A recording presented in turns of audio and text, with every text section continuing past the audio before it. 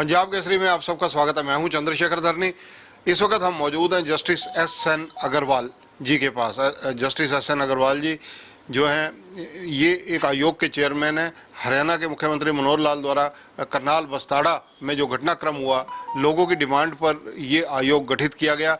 इन्होंने अपना काम सुचारू रूप से वहाँ शुरू कर दिया। इनसे कई जानकारियाँ लेंगे। सर, सबसे पहले आपका स्वागत है पंजाब केसरी में। मेहरबानी मेहरबानी जी, बहुत बहुत आपका शुक्र है।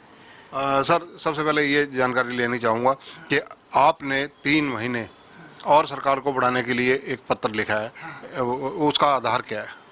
वो ऐसे था कि वो जो सरकार ने हमारी नोटिफिकेशन करी, मेरे को पॉइंट बनाया, एक कमीशन ऑफ इंक्वायरी बनाया, तो वो 25 सितंबर को बनाया था। तो उस नोटिफिकेशन में ये लिखा था कि मेरी जो रिपोर्ट है वो 1 महीने के अंदर सबमिट करी जाए।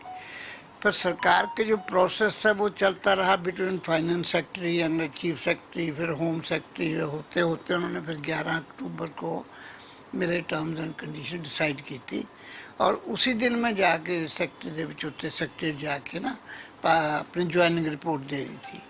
उसी दिन मैं करनाल चला गया देखने की खातर, क्योंकि ये करनाल बस्तारा टोल प्लाजा करनाल था। तो मैंने सोचा भी इनकी गवाही जो है उनको नज़दीक पड़ेगी, करनाल ही करेंगे इंक्वायरी इनकी। तो करनाल देखने के लिए चला गया। तो मेरे को फिर डीसी साहब ने बताया कि जी यहाँ जो है ना, मतलब और कोई जगह सूटेबल है नहीं अपने गवाहियों के आदमियों को बयान लिखने के लिए, भी आप रेस्ट हाउस में ही रखेंगे। फिर हमने रेस्ट हाउस देखा तो वो एक कमरा था, उसके पीछे फिर डाइनिंग रूम टाइप था और नाल वाशरूम वगैरह था, और आगे लोगों के बैठने लिए भी काफ़ी जगह थी। फिर वो देख के मैं वापस आ गया। फिर सोचा कि अब लोगों को नोटिस देना होएगा उनकी गवाहियों के लिए। तो फिर हमने 12-13 को नोटिस बना के वो पब्लिक रिलेशन डिपार्टमेंट को भेजे कि ये जो हिंदी के और अखबार या ट्रिब्यून को वगैरह को पब्लिश करवाओ। फिर 14 तारीख को फिर ये नोटिस पब्लिकेशन हो गई थी। फिर जो गवाह जो थे उस वक्त हाजिर थे, जिनके चोट लगी या जिन्होंने वाक़ा देखा, उन लोगों की लिस्ट फिर मैंने डीसी साहब से ले ली थी। उनकी कोई 35 आदमियों की लिस्ट थी। फिर हमने उनके नोटिस इशू करे और वो एसएसपी साहब एसपी करनाल को भेजे कि ये तमील करवा दो उनकी। अब वो उनकी गवाही फिर 25 अक्टूबर से लेके 29 अक्टूबर तक में रखी हुई है। तो क्योंकि नोटिस 14 को हुआ था कि लोगों को 10 दिन का एडवांस नोटिस दे के, अब 25 अक्टूबर को तो हमारी वो 1 महीना पूरा हो गया था, क्योंकि 25 सितंबर को नोटिफिकेशन इशू हुई, महीना पूरा हो गया। तो इसलिए फिर हमने ये रिक्वेस्ट करी है कि अभी तो 25 तो लेके 29 तक गवाह लिखने हैं, और इसलिए हमारे को 3 महीने का समय और दिया जाए। तो इसमें सर सबसे अहम बात ये है कि क्योंकि ये सारा तथ्यात्मक मामला है, सारा घटनाक्रम, सीसीटीवी फुटेज और सारे दस्तावेज जुटाने में भी समय चाहिए होगा। हाँ, उसके लिए भी समय चाहिए, क्योंकि वो सारे कुछ रिपोर्ट, डीसी की रिपोर्ट तो सीएस साहब के पास उन्होंने मेरे को भेज दी थी, वो मेरे पास है, रिलेटिंग टू आयुष सिन्हा's रिपोर्ट, जो कारण उसने बताया कि क्यों हुआ। पर बाकी अभी सारी वो जो जिनकी जो फुटेज वगैरह लेनी है, उन लोगों को भी बुलाना पड़ेगा फिर गवाही के लिए।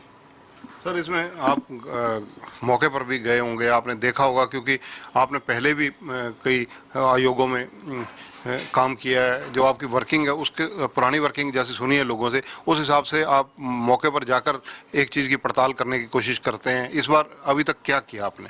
मैं फिर वो 13-14 वगैरह को नोटिस वगैरह इशू करने में काफ़ी बिजी रहा। फिर 18 अक्टूबर को सोमवार को मैं दोबारा फिर करनाल गया।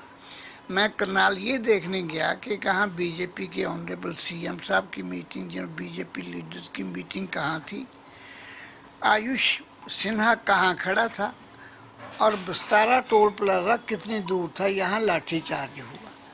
मेरे को डीसी और एसएसपी को मैं साथ लेके गया, भी बताओ मेरे को भी क्यों, मतलब कौन कौन सी जगह पे क्या क्या है।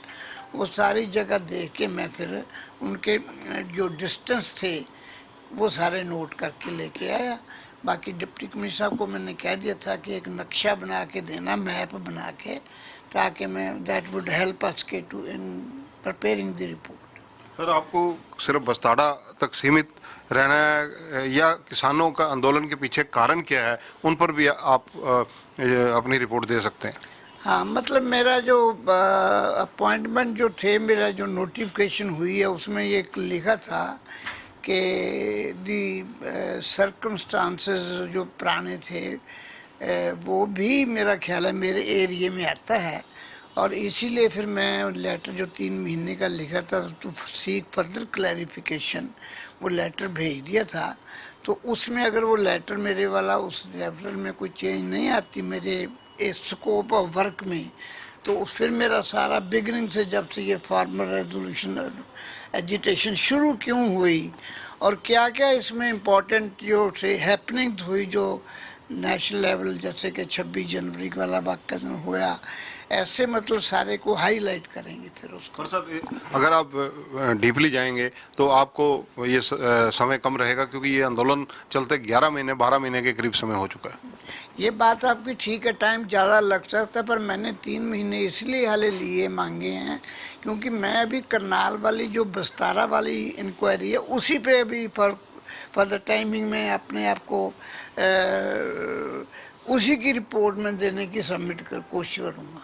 सर आपको जो सरकार ने, क्योंकि आयोग का गठन किया, एक सदस्यीय आयोग है आपके अध्यक्षता में, आपके नेतृत्व में, तो उसमें अगर देखा जाए आपको जो पर्याप्त संसाधन मिलने थे, ऑफिस मिलना था, इंफ्रास्ट्रक्चर मिलना था, वो ऑफिस के कर्मचारी मिलने थे, वो सब चीज़ें मुहैया हुई या नहीं? हाँ, मेरे को काफ़ी हरियाणा गवर्नमेंट ने स्टाफ देने की कोशिश करी, सको मैं तो कई बार मना कर रहा था कि मेरे को इतनी ज़रूरत है नहीं, पर फिर भी सरकार ने देखा क्योंकि इंक्वायरी का स्कोप वाइड है, इसलिए इन्होंने एक HCS अफसर, वो जरा कॉम्पिटेंट अफसर था, वो उनको लगा दिया मेरे साथ, एक फिर सुप्रिटेंडेंट लगा दिया, असिस्टेंट लगा दिए, क्लर्क लगा दिए, कुछ PMs लगाए हैं। वो एक जगह खाली पड़ी थी, वो फर्स्ट फ्लोर पे है 14 सेक्टर में 209 नंबर SC और 209, उसमें फिर वो 2-3 हाल हैं। तो उन्होंने BDO को जो थे, जो BNR वाले होते थे, उनको बुलाया था, तो मैंने उनको बता दिया सारा भी ऐसे करना, वो कहते सैटरडे संडे को हमें कर देंगे जिनको। धन्यवाद सर। तो ये हैं जस्टिस SN अग्रवाल। 3 महीने का समय इन्होंने जांच को और तथ्यात्मक तरीके से बारीकी में जड़ तक पहुंचने के लिए मांगा है, ताकि इस घटनाक्रम के पीछे कौन से लोग हैं, कैसे ये घटनाक्रम हुआ, उसकी पूरी तरह से तह खोली जा सके।